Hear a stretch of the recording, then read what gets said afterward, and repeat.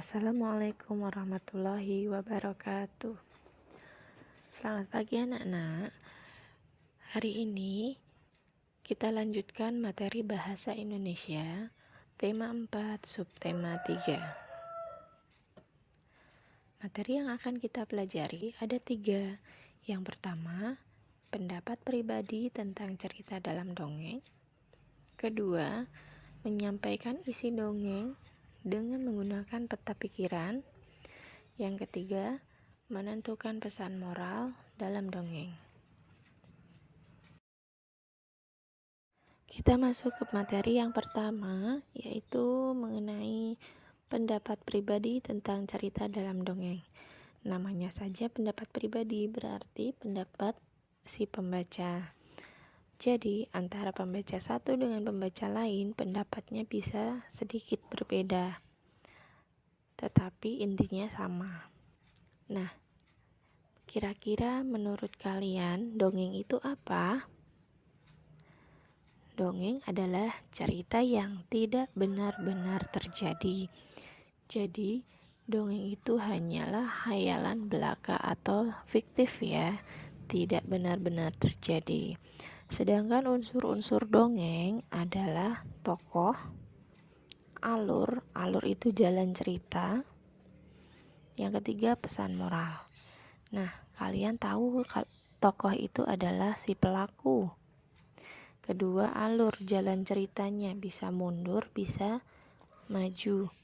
Kemudian yang terakhir adalah pesan moral. Pesan moral itu adalah pesan yang mendidik tentunya.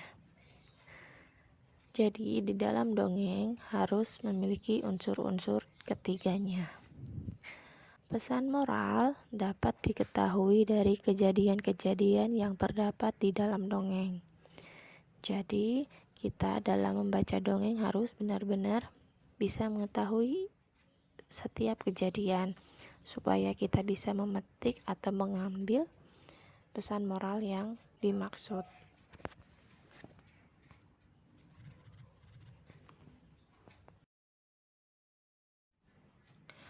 Materi yang kedua yaitu menyampaikan isi dongeng dengan menggunakan peta pikiran. Nah, sama halnya dengan yang sebelumnya, dalam menyampaikan isi dongeng, kita benar-benar harus membaca terlebih dahulu. Kita harus tahu kejadian demi kejadian di dalam suatu dongeng.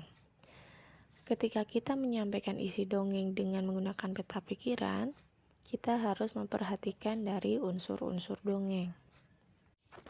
Bisa kalian buka buku pena halaman 58. Nah, di sini dalam menyampaikan unsur-unsur dalam dongeng tentunya memiliki banyak cara. Salah satunya bisa disampaikan dalam kalimat. Maksudnya, unsur-unsur dongeng itu dibuat di dalam sebuah kalimat, ya di dalam dongeng itu sendiri. Setiap kalimat dari kalimat satu dengan kalimat yang lain sudah menunjukkan unsur dongeng, tetapi bentuknya dalam kalimat. Yang kedua, bisa dalam bentuk peta pikiran. Nah, kalian masih ingat peta pikiran itu yang bagaimana? Peta pikiran hanya yang ditulis hanya hal-hal yang penting saja. Kalau kalimat kan ditulis secara rinci. Kalau peta pikiran hanya hal-hal yang penting saja untuk mempermudah kita dalam mengingat isi dongeng. Nah, bisa kalian buka halaman 58. Di situ contoh dari isi dongeng dengan menggunakan peta pikiran. Yang pasti ada unsur-unsur dongeng. Tadi unsur-unsur dongeng adalah tokoh. Nah, pasti ada tokoh. Ada alurnya dan ada pesan moralnya. Kalaupun mau ditambah judul dan sifat maupun kejadian itu tidak masalah, karena rangkaian dari unsur-unsur dongeng itu juga termasuk. Halnya sama dengan unsur-unsur intrinsik dalam sebuah cerita, hampir sama. Yang pasti namanya menggunakan peta pikiran, menggunakan bagan ya anak-anak. Bentuk bagannya bisa bebas, Ustadzah tidak mengharuskan seperti yang ada pada contoh. Materi yang ketiga yaitu menentukan pesan moral dalam dongeng. Kalian tahu pesan moral itu apa? Pesan moral itu pesan yang ada pada suatu cerita. Biasanya pesan moral itu merupakan pesan yang membangun, yang bisa dicontoh. Nah, dalam cerita atau dongeng biasanya ada pesan moralnya, ada tujuannya supaya kita mengikuti pesan tersebut. Kita bisa menentukan pesan moral dalam cerita dengan cara membaca dengan cermat dan memahami dongeng dengan baik. Di sini Ustadzah ambil contoh dongeng Malin Kundang.